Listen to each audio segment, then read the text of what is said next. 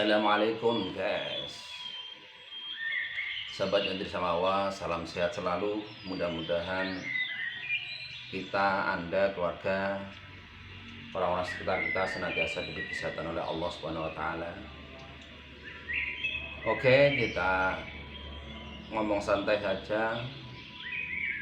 Mungkin dalam hidup kita juga sering atau kadang mungkin pernah mengalami sakit, diuji oleh Allah, diberi cobaan. Akan tetapi sebagai orang muslim, alangkah baiknya jika kita tidak menjadikan semua itu sebagai alasan kita lupa untuk mensyukuri karunia Allah. Untuk itu, sebelum kita mulai, mari kita sama-sama dari lubuk hati yang paling dalam kita mensyukuri karunia Allah. Dalam keadaan apapun, entah kita sakit, kita kesulitan, atau kita sedang mengalami musibah sekalipun, sebenarnya Allah tidak berhenti memberikan nikmat kepada kita. Paling tidak kita masih diberi kesempatan untuk melihat dunia ini, untuk masih bersama dengan keluarga kita, untuk masih bisa bersama dengan orang-orang yang kita cintai. Untuk itu mari kita mensyukuri dengan mengucap Alhamdulillahirabbil alamin. Ya, meskipun kita masih sering ngeluh, merasa kurang ini dan itu, kadang-kadang dalam hati kita juga masih bertanya, mengapa kita mengalami seperti ini, mengapa kita diuji dengan sakit seperti ini. Tapi ingatlah bahwa Allah tidak berhenti memberikan nikmat kepada kita. Ya, mudah-mudahan dengan kita bersyukur, paling tidak kita akan terhindar dari sifat kufur nikmat. Dan mudah-mudahan kita dengan banyak bersyukur, kita akan diberikan jalan keluar oleh Allah, diberikan nikmat berupa kesehatan, kesembuhan, atau jalan keluar dari masalah yang kita hadapi. Bismillahirrahmanirrahim. Ya, minum air hangat di pagi hari sebagai ikhtiar agar kita mengalami kesehatan, terutama di saluran buang air kecil. Dengan minum air hangat, air putih, insya Allah ini banyak manfaat. Oke, kita lanjutkan sahabat Yandri Samawa.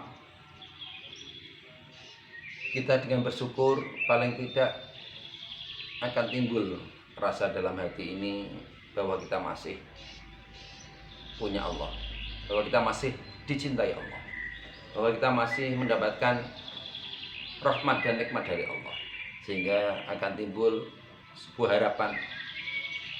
Tentunya Allah juga akan memberikan kesembuhan kepada kita yang sedang mengalami sakit. Allah juga akan memberikan jalan keluar kepada kita yang sedang mengalami kesulitan. Untuk itu, guys, saya ingatkan, dalam keadaan apapun, kondisi apapun, kita tidak boleh melupakan syukur kita kepada Allah. Yang kedua, kita sebagai umat Islam, mudah-mudahan sholawat dan salam senantiasa tercurah dan terlimpah kepada junjungan kita Nabi besar, Nabi Agung Nabi Allah Muhammad SAW. Meskipun kita malu banget sebagai umatnya Rasulullah, kadang kita malas melaksanakan sunnah-sunnah Rasulullah, tetapi kita masih berharap nanti di yaumul qiyamah mendapatkan syafaat beliau. Ya, mungkin karena kita manusia biasa, sehingga kadang berat kita melaksanakan sunnah Rasulullah. Dan tatkala kita melaksanakan sunnah Rasulullah, banyak terlalu permintaan kita kepada Allah. Mungkin saat kita butuh rezeki baru kita sholat duha, pada waktu kita butuh kesehatan baru kita sholat tahajud. Sungguh naif kita saat tatkala kita banyak permintaan baru kita melaksanakan sunnah Rasulullah. Padahal nikmat iman Islam yang kita alami sekarang sungguh luar biasa. Sungguhnya itu sudah cukup membuat kita untuk melaksanakan sunnah-sunnah Rasulullah tanpa embel-embel kita minta apapun. Ya, namanya kita manusia biasa, guys. Ya, tatkala kita punya permintaan baru kita melaksanakan, mungkin sholat istikharah, sholat tahajud, sholat hajat, sholat duha, dan lain sebagainya. Ya, nggak apa-apa daripada kita tidak melaksanakannya. Oke, sebelum kita mulai, mohon maaf, kali ini kita akan memulai dalam menyampaikan Ramadan Alami dengan obrolan santai. Mudah-mudahan ini lebih membuat kita rileks dan mudah-mudahan juga membuat suasana semakin damai dan tenteram. Mohon maaf. Oke guys, Mungkin 5 hari belakangan ini kita mengubah dari Yondri sama channel menjadi Yondri sama official, ya karena ada masukan dari tim kreator YouTube agar kita diterima menjadi partnernya untuk ya sekedar ada imbal balik. Mungkin tayangan kita ada banyak iklan, kita akan dapat masukan, ya kita harus merubah dan mengedit serta mulai menggunakan kreasi kita sendiri, hasil karya kita sendiri, dan tidak banyak menggunakan hasil karya orang lain. Ya kita terima, mudah-mudahan kedepannya tatkala kita daftar kembali bisa diterima oleh YouTube, meskipun tidak juga tidak apa-apa, karena niat kita adalah untuk menyampaikan kebaikan kepada semua sahabat Indonesia Mawar. Oke guys, mungkin ada pertanyaan kepada kita semua. Apakah kita pernah mengalami yang kadang perut kita terasa sakit, terasa kurang nyaman, kadang sampai dada kita terasa sesak. Mungkin kadang di kerongkongan ini terasa terbakar, panas sekali. Dan di kerongkongan atau tenggorokan terasa kering. Kadang di lidah ini terasa pahit, pokoknya kurang nyaman. Kita terasa lemas, sedikit gerak sudah kelelahan. Mungkin tatkala kita jalan beliut-beliut, untuk istilahnya kita agak berkurang keseimbangannya. Mungkin itu tidak hanya orang yang tua, mungkin orang-orang muda seumuran saya atau di bawah saya mungkin juga banyak yang mengalaminya. Kadang-kadang kita antop itu keluar dikit cairan terus terasa pahit, dan kadang kita bingung apakah ini kita mengalami sakit jantung atau sakit apa. Ini sekedar pengalaman kita sampaikan, mungkin nanti ada keterangan yang kurang pas atau rasa kurang tepat, mohon sarannya dan kritikannya. Setelah kita melihat literasi dan keterangan-keterangan dari berbagai aspek, ternyata itu yang disebut dengan asam lambung, ya istilah kerennya GERD, apa itu namanya. Yang jelas gejala-gejala tersebut timbul yang menyebabkan kita kurang nyaman. Ada yang mengalami itu 1 hari, 1 minggu, 1 bulan, bahkan bertahun-tahun nggak sembuh, padahal sudah berobat ke spesialis, ke rumah sakit, minum obat nggak henti, tapi setelah obatnya habis kita kambuh kembali. Ya mohon bersabar. Dan itu banyak sekali yang mengalami. Ya karena mungkin banyak penyebabnya guys. Ya salah satunya karena mungkin kita tidak teratur waktu makannya. Kadang kita ingin makan yang pedas, asam, pahit, padahal lambung kita kurang nyaman, kurang sehat. Atau mungkin setelah kita makan kita langsung tidur atau tiduran, padahal itu tidak baik dan bisa menyebabkan asam lambung juga naik. Sebentar. Mungkin kita kurang tidur, banyak begadang, sehingga makan juga tidak teratur, padahal besok kita harus kerja lagi. Itu mungkin menjadi salah satu penyebab sehingga timbulnya asam lambung pada diri kita guys. Mungkin kita stres menghadapi beban hidup ini yang terlalu berat, membuat kita cemas yang berlebihan, sehingga mau tidak mau kita sulit tidur, sehingga butuh camilan. Nah, camilan itu kadang-kadang kurang bermutu. Kita begadang, makan ini itu, tapi kita tidak makan dengan teratur. Itu juga menyebabkan salah satu terjadinya asam lambung. Mungkin di antara kita ada yang perokok berat, itu juga menjadi salah satu penyebab asam lambung. Tapi ya gimana lagi guys, mungkin di antara kita tidak bisa terhindar dari yang namanya rokok. Ya saran saya, ini berdasarkan penelitian yang kami lakukan, juga pendataan dari zaman dahulu. Seandainya Anda memang tidak bisa terlepas dari yang namanya rokok, usahakan merokok yang kretek guys.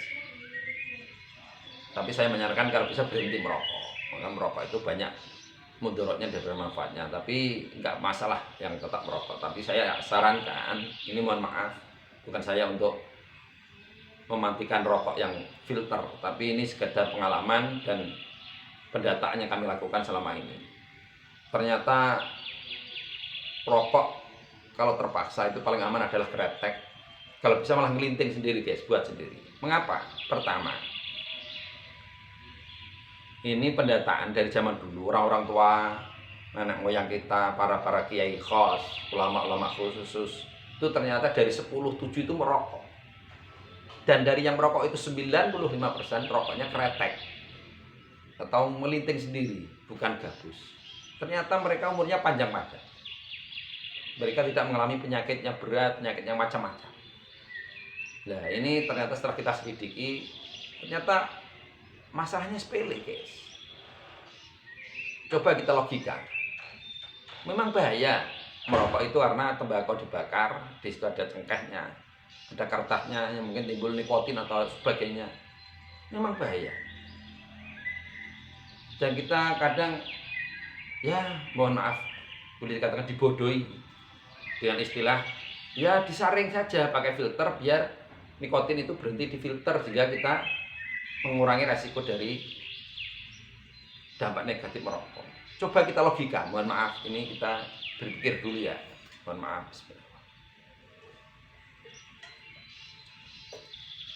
Saya tanya, bahaya manakah tembakau atau cengkeh yang dibakar, asapnya kita hirup lalu kita keluarkan lagi, atau lebih bahaya, mohon maaf, filter itu bahannya apa sih? Gabus itu. Kalau tidak salah, gabus itu sebagian besar adalah plastik, itu bahan sintetis. Coba kita logika, plastik atau sintetis kita bakar atau kita panaskan, asapnya kita hirup, lebih bahaya mana? Kadang ada orang bakar plastik aja, kita kena asapnya kita sudah gak enak, sesak. Apalagi kita berjam-jam, itu ada gabus yang terbuat dari sintetis atau plastik, dibakar atau dipanasi, asapnya kita hirup berjam-jam, itu lebih bahaya. Jadi kalau Anda terpaksa merokok, saya sarankan kretek atau buatan sendiri, itu jauh lebih aman. Karena apa? Tidak ada asap dari plastik yang dipanaskan yang kita hirup. Karena plastik atau gabus atau bahan sintetis yang dibakar atau dipanaskan itu asapnya jauh lebih bahaya kepada diri kita. Oke, tapi tetap saya sarankan kalau bisa tidak merokok. Alhamdulillah, saya, keluarga saya, ayah saya, keluarga saudara saya, anak-anak saya tidak ada yang merokok. Mudah-mudahan sampai nanti cucu cicit saya tidak ada yang merokok. Tapi saya hormati yang tetap merokok. Kembali lagi guys, dari yang namanya asam lambung. Memang kalau kita klasifikasi atau kita golongkan itu ada 3. Mungkin bagi ahli kesehatan ini tidak sepakat, silahkan, ini hanya dari saya pribadi. Yang pertama adalah asam lambung biasa atau kita sebut dengan MAC. Jadi itu temporer karena kita makan sesuatu yang sensitif atau masuk di lambung itu makanan minuman yang kurang pas, timbul rasa kurang nyaman di lambung sehingga asam lambung itu meningkat. Yaitu temporer. Hanya terjadi tatkala kita makan sesuatu atau minum sesuatu yang menjadi penyebabnya. Itu disebut MAC. Nah, itu mungkin bisa langsung menggunakan obat kimia, sirup atau apa lain sebagainya, bisa sembuh dan tidak kambuh lagi. Yang kedua itu asam lambung. Asam lambung yang sifatnya sudah sampai ke agak berat, di atasnya MAC, sehingga tatkala kita minum obat atau minum sirup itu hanya sembuh sementara, setelah itu kambuh lagi. Kemudian yang ketiga itu asam lambung akut, yaitu meskipun kita sudah hati-hati makannya, minumnya, mungkin kita sertai minum obat dari dokter, tapi tatkala kita mungkin beban pikiran kita terlalu berat, atau kita aktivitasnya terlalu berat, atau entah apalah, itu menyebabkan kambuh lagi. ini yang namanya asam lambung akut. Ini saya klasifikasi 3. Untuk yang biasa, ya silahkan Anda minum ramuan atau obat kimia atau dari apotek, nggak masalah. Tapi kami sarankan, karena lambung itu sensitif, mulai dini kita mengenal yang namanya ramuan herbal, yang insya Allah itu tidak hanya menyembuhkan temporer, tapi akan menyembuhkan dari dasarnya atau dari pangkalnya. Ya, salah satu penyebab asam lambung itu kalau tidak salah, seharusnya makanan itu masuk dari mulut ke kerongkongan, tenggorokan, ke kerongkongan, masuk ke lambung. Nah, di lambung dengan kerongkongan itu kalau tidak salah ada klepnya, ada katupnya, yang seharusnya makanan masuk itu terbuka, pas kalau makanan dicerna di lambung, katup itu tertutup. Tapi karena sesuatu hal menyebabkan katup itu bisa terbuka atau melemah fungsinya, sehingga asam ini bisa naik ke kerongkongan, bahkan ke tenggorokan. Ini yang disebut reflux atau arus balik, yang seharusnya ke bawah malah ke atas. Ini yaitu tadi penyebabnya banyak karena makanan yang kurang tepat, atau kita habis makan tiduran, karena posisi datar itu memungkinkan asam lambung itu lebih mudah naik atau lain sebagainya. Oke guys, untuk sampai saat ini bagi yang mengalami yang namanya mah biasa, ya silahkan Anda memilih untuk minum obat dari apotek atau obat kimia. Akan tetapi kami sarankan, silahkan mungkin Anda bisa coba ramuan herbal ini. Dan juga bagi penderita yang asam lambung sudah kategori kedua atau yang akut, tidak ada salahnya jika Anda mencoba ramuan herbal ini, yang mudah-mudahan insya Allah ini jauh lebih ringan, lebih mudah, lebih murah, dan siapa tahu atas izin Allah itu malah menyembuhkan asam lambung Anda, sehingga Anda tidak lagi tergantung namanya obat, sehingga Anda tidak bolak-balik harus ke dokter spesialis, harus terapi ke sana ke sini, yang biayanya tidak murah. Mohon maaf. Bagi yang menderita asam lambung biasa atau mah, ramuan ini silakan diminum 1 kali sehari. Boleh pagi, boleh siang, boleh malam sebelum makan. Yaitu setengah jam atau 1 jam sebelum makan. Dan bagi penderita asam lambung yang kategori kedua, ini silakan diminum 1 hari 3 kali sebelum makan sampai gejalanya hilang. Jadi bisa 2 hari, 3 hari, 1 minggu. Dan bagi penderita asam lambung yang akut, ini diminum minimal 1 bulan rutin, untuk benar-benar menyembuhkan dari pangkalnya, sehingga katup itu benar-benar berfungsi kembali seperti normal. Kemudian lambung kita juga sehat, dan ramuan ini insya Allah aman dalam jangka panjang. Apa toh ramuannya itu? Penasaran? Oke, mohon disimak dan mudah-mudahan bermanfaat. Ramuannya adalah, yang pertama kita siapkan 2 gram daun kemangi segar. Jadi daun kemangi itu kita ambil yang masih segar, kita cuci, ditimbang 2 gram. Kemudian 4 gram daun peppermint. Ya, kalau tidak ada daun peppermint, bisa kita ganti dengan 4 gram biji jintan hitam. Ya, itu bisa kita beli di toko herbal. Dan daun peppermint ini jika tidak tersedia, kita bisa beli yang kering juga di daun herbal, yang 4 gram. Kemudian yang ketiga adalah akar manis. Ini bisa kita beli juga di toko herbal baik offline atau online, itu 4 gram. Kemudian yang keempat adalah 3 sendok teh madu murni. Yang kelima adalah 400 ml air mineral yang sebaiknya sudah dicampur dengan zam-zam. Jadi ini tetap dalam konsep 2-4-4-3-4. Jadi 2 gram daun kemangi segar, 4 gram daun peppermint atau biji batu sauda, kemudian 4 gram akar manis, 3 sendok teh madu murni, dan 400 ml air mineral. Caranya gimana guys? Caranya 400 ml air ini silahkan direbus sampai mendidih, tentunya di atas kompor atau di atas api dari kayu, dari apa silahkan, bebas. Tapi usahakan tempat untuk merebusnya itu khusus untuk merebus air, atau kita beli tungku khusus untuk ramuan. Jangan yang tempat bekas buat sayuran, buat membuat masakan yang lain.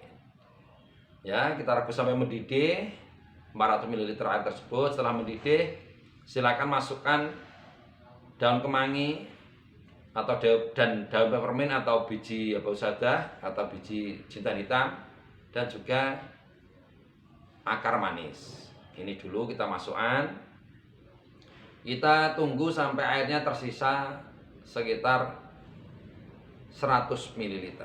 Ya, setelah tersisa 100 ml kita matikan kompornya.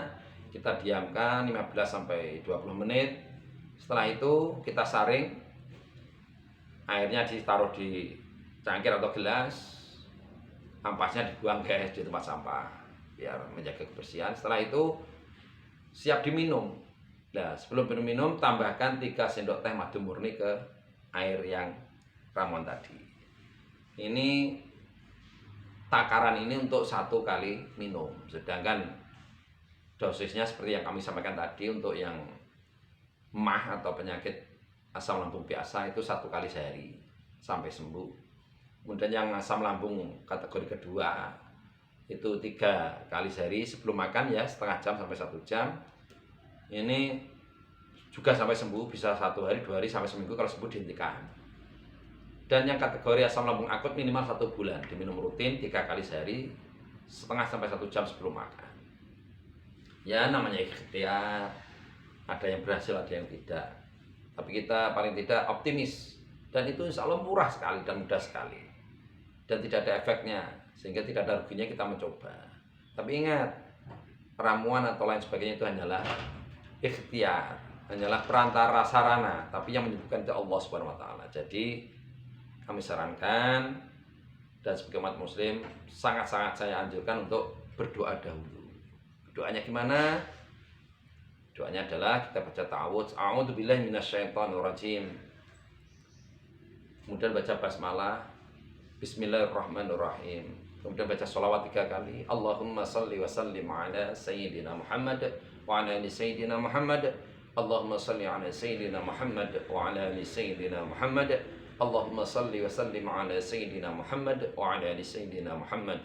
Kemudian baca doa, Allahumma inni as'aluka ilman nafi'an wa rizqan wasi'an wa shifaan min kulli da'in wa saqamin birahmatika ya arhamar rahimin. Lalu kita minum ramuan. Ya, mudah-mudahan dengan kita ikhtiar minum ramuan, kemudian kita berdoa kepada Allah, penyakit yang kita alami mendapatkan kesembuhan dari Allah. Siapa tahu yang sudah mengalami asam lambung berbulan-bulan, bertahun-tahun, dengan ikhtiar ini bisa mendapat kesembuhan. Karena apa? Ramuan ini fungsinya bisa Anda cari di Google atau di tempat lain.